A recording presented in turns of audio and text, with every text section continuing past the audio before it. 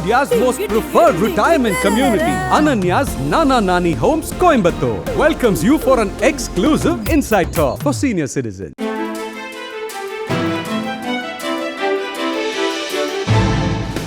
தட்டை, சீடை, முறுக்கு, ரிப்பன் போகடா, அதிரசம் என்ன வேணாலும் செய்யுங்க. ஒரே ஒரு 5 லிட்டர் இதய மந்த்ரா கடல் எண்ணெய் பேக் ஒரு மாசம் முழுசுக்கும் அத்தனை சமையல முடிச்சு விடலாம். இதய மந்த்ரா. வணக்கம். செய்தி சுருக்கம். முதல்வர் ஸ்டாலினுக்கு பெட் ஸ்கேனிங் பரிசோதனை. முதல்வர் ஸ்டாலினுக்கு நேற்று திடீர் தலை சுற்றல் ஏற்பட்டதால் சென்னை கிரீம் சாலை அப்பல்லோ ஹாஸ்பிட்டலில் சேர்க்கப்பட்டார். அவரை பரிசோதித்து சிகிச்சை அளித்த டாக்டர்கள் 3 நாட்கள் மருத்துவ கண்காணிப்பில் ஓய்வில் இருப்பது அவசியம் என அறிவுறுத்தியுள்ளனர். இந்நிலையில் ஸ்டாலினுக்கு பெட் ஸ்கேனிங் பரிசோதனை செய்ய டாக்டர்கள் குழுவினர் முடிவு செய்தனர். அதன்படி காலை 8 மணிக்கு தேனாம்பேட்டை அப்பல்லோ ஹாஸ்பிட்டலில் முதல்வர் ஸ்டாலினுக்கு பெட் ஸ்கேனிங் பரிசோதனை செய்யப்பட்டது. உடல் உள்ளுறுப்புகள், திசுக்கள் செயல்பாடு, நோய் பாதிப்பை கண்டறிய இந்த பெட் ஸ்கேனிங் பரிசோதனை செய்யப்பட்டது. பரிசோதனை முடிந்து மீண்டும் முதல்வர் ஸ்டாலின் சென்னை கிரீம் சாலை அப்பல்லோவுக்கு திரும்பினார். பார்லிமெண்டில் எதிர்க்கட்சிகள் அமளி, 2 அவைகளும் ஒத்திவைப்பு. பார்லிமெண்டின் மழைக்கால கூட்டத்தொடர் நேற்று தொடங்கியது. ஆகஸ்ட் 21 வரை நடக்கிறது. கூட்டத்தொடரில் பல முக்கிய மசோதாக்களை நிறைவேற்ற தேசிய ஜனநாயக கூட்டணி அரசு திட்டமிட்டுள்ளது. இந்நிலையில் இன்று 2வது நாளாக பார்லிமெண்ட் கூடியது. லோக்சபா காலை 11 மணிக்கு கூடியதும் எதிர்க்கட்சி எம்பிக்கள் கடும் அமளியில் ஈடுபட்டனர். சபாநாயகர் ஓம் பிர்லா பலமுறை எச்சரித்தும் எதிர்க்கட்சி எம்பிக்கள் தொடர்ந்து கூச்சலிட்டனர். இதையடுத்து அவையை பிற்பகல் வரை ஓம் பிர்லா ஒத்திவைத்தார். அதேபோல் ராஜ்யசபா கூடியதும் அவைத் தலைவரும் துணை ஜனாதிபதியுமான ஜெகதீப் தன்கர் திடீரென ராஜினாமா செய்த விவகாரம் குறித்து எம்பிக்கள் கேள்வி எழுப்பினர். இதனால் கூச்சல் குழப்பம் நிலவியது. இதனால் ராஜ்யசபாவும் ஒத்திவைக்கப்பட்டது. எதிர்க்கட்சிகள் தொடர்ந்து முரண்டு பிடித்து அமளியில் ஈடுபட்டதால் 2 சபைகளும் அடுத்தடுத்து ஒத்திவைக்கப்பட்டன. இதனால் பார்லிமெண்ட் 2வது நாளாக முடங்கியுள்ளது. அடுத்த துணை ஜனாதிபதி யார்? ரேஸில் முந்தப் போவது இவரா? துணை ஜனாதிபதி தேர்தல் நடைமுறைகள் என்ன? நாட்டின் 14வது துணை ஜனாதிபதியாக 2022 ஆகஸ்ட் 11ஆம் தேதி ஜெகதீப் தன்கர் பொறுப்பேற்றார். 74 வயதான தன்கர் உடல்நிலையை காரணம் காட்டி துணை ஜனாதிபதி பதவியை நேற்றிரவு திடீரென ராஜினாமா செய்தார். 2027 ஆகஸ்ட் 10ஆம் தேதி வரை அவருக்கு பதவிக்காலம் இருக்கிறது. ஆனாலும் திடுதிப்பென அவர் எடுத்த இந்த ராஜினாமா முடிவு அரசியல் வட்டாரத்தில் பரபரப்பை ஏற்படுத்தியுள்ளது. கடந்த ஜூலை 10ஆம் தேதி டில்லியில் நிகழ்ச்சி ஒன்றில் பங்கேற்ற தன்கர் 2027ஆம் ஆண்டு வரை பதவியில் நீடிப்பேன் என சொன்னார். அதன் பிறகுதான் ஓய்வெடுப்பேன் எனவும் கூறினார். இப்படிப்பட்ட சூழலில் பார்லிமெண்டின் மழைக்கால கூட்டத்தொடர் தொடங்கிய முதல் நாளில் அவர் ராஜினாமா செய்திருப்பது பாஜக, காங்கிரஸ் உள்ளிட்ட அனைத்து கட்சி தலைவர்களையும் அதிர்ச்சிக்கு ஆளாக்கியுள்ளது. தன்கர் ராஜினாமாவால் அடுத்த துணை ஜனாதிபதி யார் என்ற கேள்வி எழுந்துள்ளது. அடுத்த துணை ஜனாதிபதியை தேர்வு செய்வதற்காக பாஜக மேலிடம் தீவிர ஆலோசனை நடத்தி வருகிறது. இதனிடையே அடுத்த துணை ஜனாதிபதி யார் என்ற யூகங்களும் வெளிவர துவங்கியுள்ளன. அந்த லிஸ்டில் பலரது பெயர்கள் இடம்பெற்றுள்ளன.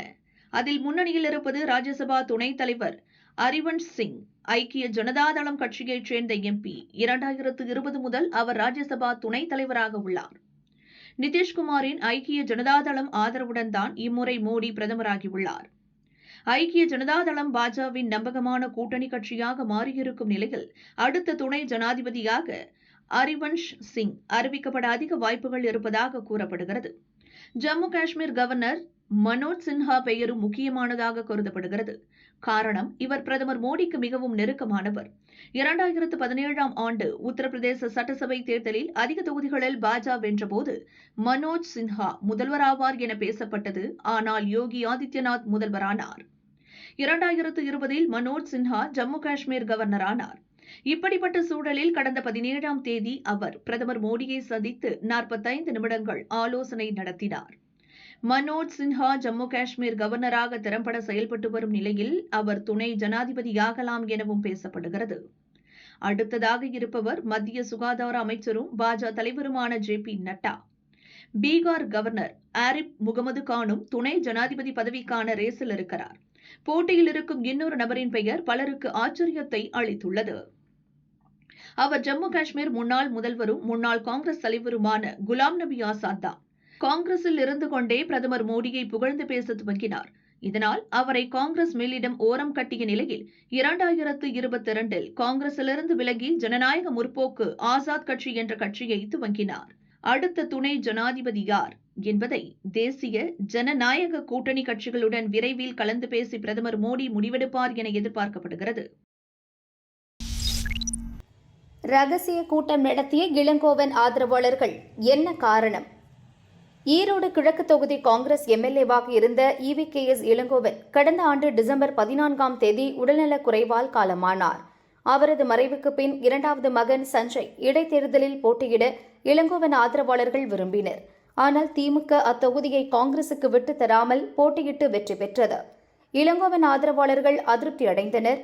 தமிழகம் முழுதும் அவரது ஆதரவாளர்கள் புறக்கணிக்கப்பட்டனர். இளங்கோவனின் ஆதரவாளர்களை தன் அணியில் சேர்க்க சிவகங்கை காங்கிரஸ் MP கார்த்தி சிதம்பரம் சில மாதங்களுக்கு முன் சென்னையில் ஒரு நட்சத்திர ஹோட்டலில் விருந்து வழங்கினார். ஆனால் அவர் பின்னால் இளங்கோவன் ஆதரவாளர்கள் அணிவகுக்க விரும்பவில்லை. தமிழக காங்கிரஸ் முன்னாள் பொருளாளரும் தற்போதைய துணைத் தலைவருமான நாசே ராமச்சந்திரன் இளங்கோவனின் நெருக்கமான நண்பர். இளங்கோவன் உயிரோடு இருந்தபோது மாநில தலைவர், MP, MLA போன்ற பதவியை விரும்பாமல் இருந்தார்.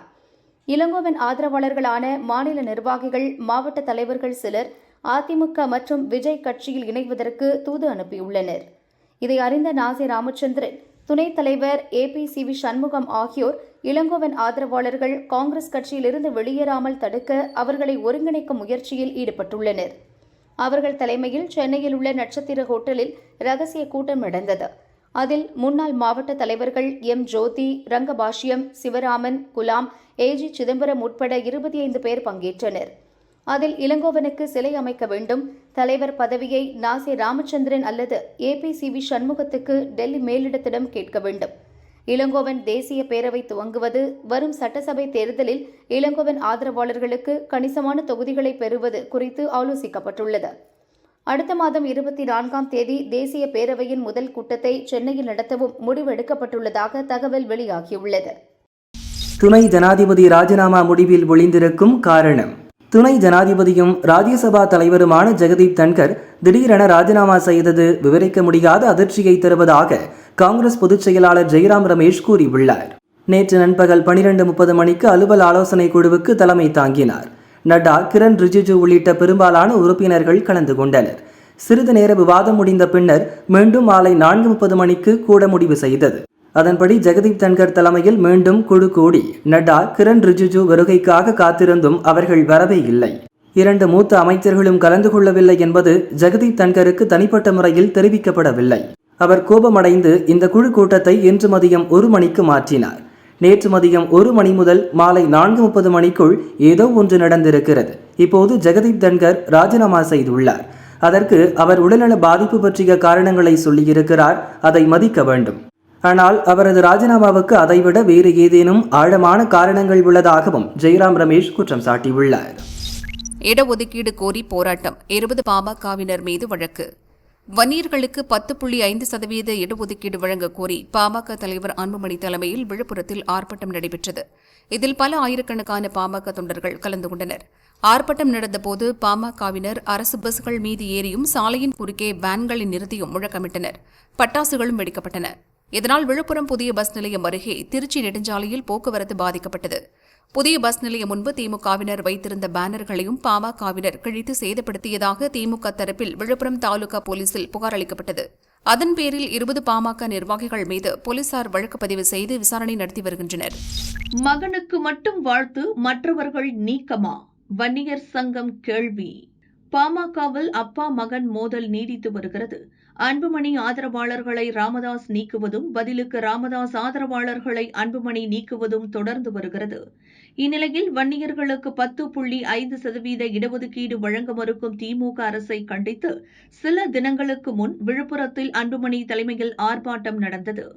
இதில் அன்புமணி ஆதரவு MLAக்கள், மாவட்ட செயலாளர்கள் உள்ளிட்ட நிர்வாகிகள் பங்கேற்றனர். இது தன் பலத்தை காட்ட அன்புமணி நடத்திய போராட்டம் என ராமதாஸ் ஆதரவாளர்கள் சமூக வலைதளங்களில் விமர்சித்து வருகின்றனர். இச்சூழலில் ஆர்ப்பாட்டத்தில் பங்கேற்ற அன்புமணி ஆதரவாளர்களான MLAக்கள் சிவக்குமார், வெங்கடேஸ்வரன், சதாசிவம், செய்தி தொடர்பாளர் பாலு ஆகியோரை கட்சியிலிருந்து தற்காலிக நீக்கம் செய்து ராமதாஸ் தரப்பு உத்தரவிட்டது. விழுப்புரத்தில் நடந்த போராட்டத்தை முன்னின்று நடத்தியது அன்புமணி. இந்த போராட்டம் குறித்து செய்தியாளர்கள் கேட்டபோது வன்னியர்களுக்கு 10.5% இடஒதுக்கீடு கோரி யார் போராடினாலும் வாழ்த்துவோம் என ராமதாஸ் கூறினார். ஆனால் எந்த போராட்டத்திற்காக மகனுக்கு வாழ்த்து கூறினாரோ அதே போராட்டத்தில் பங்கேற்ற 3 எம்எல்ஏக்கள், செய்தி தொடர்பாளர் பாலு ஆகியோரை ராமதாஸ் கட்சியிலிருந்து இடைநீக்கம் செய்துள்ளார். மகனுக்கு வாழ்த்து சொல்லிவிட்டு மற்றவர்கள் மீது நடவடிக்கை எடுப்பது என்பது ராமதாஸின் ஓரவஞ்சனை என அக்கட்சிக்குள் விமர்சனம் எழுந்துள்ளது. இது தொடர்பாக வன்னியர் சங்க நிர்வாகிகளிடம் கேட்டபோது வன்னியர்களுக்கு தனி இடஒதுக்கீடு பெறுவதற்காகவே வன்னியர் சங்கமும் பாமகவும் துவங்கப்பட்டது. வன்னியர் இடஒதுக்கீட்டுக்காக நடந்த தீவிர போராட்டங்களே ராமதாஸை தலைவராக்கியது. ஆனால் தற்போது வன்னியர் இடஒதுக்கீட்டுக்காக நடந்த போராட்டத்தில் பங்கேற்ற எம்எல்ஏக்கள் 3 மீது ராமதாஸ் நடவடிக்கை எடுத்திருப்பது அதிர்ச்சி அளிக்கிறது. இது வன்னியர்களிடம் அதிருப்தியை ஏற்படுத்தியுள்ளது. இதை ராமதாஸ் கவனத்தில் கொள்ள வேண்டும் என நிர்வாகிகள் கூறினர். ரஷ்யாவில் அடுத்தடுத்து 3 முறை நிலநடுக்கம். ரஷ்யாவில் உள்ள கம்சட்கா தீபகற்பத்தில் சில நாட்களுக்கு முன் அடுத்தடுத்து சக்தி வாய்ந்த நிலநடுக்கம் ஏற்பட்டது. சில பகுதிகளுக்கு சுனாமி எச்சரிக்கை விடுக்கப்பட்டு பின் வாபஸ் பெறப்பட்டது. இந்நிலையில் கம்சட்கா தீபகற்பத்தில் இன்று காலை மீண்டும் சக்தி வாய்ந்த நிலநடுக்கம் ஏற்பட்டது. ரிக்டர் அளவுகோலில் 6.4 பதிவானதாக ஐரோப்பிய மத்திய தரைக்கடல் நில அதிர்வு மையம் தெரிவித்துள்ளது. சிறிது நேரத்தில் மீண்டும் 5.3 மற்றும் 4.5 என்ற ரிக்டர் அளவுகோலில் 2 முறை நிலநடுக்கம் ஏற்பட்டது.